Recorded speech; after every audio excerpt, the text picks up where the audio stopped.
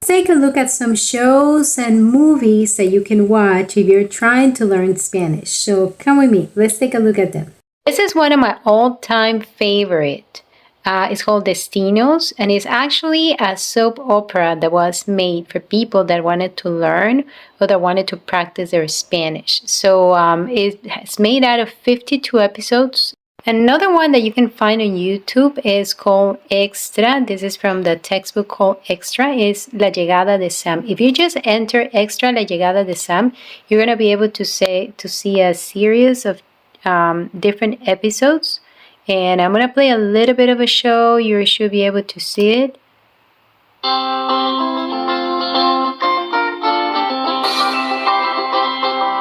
Esta es la historia de Lola y Ana, que comparten un piso en España.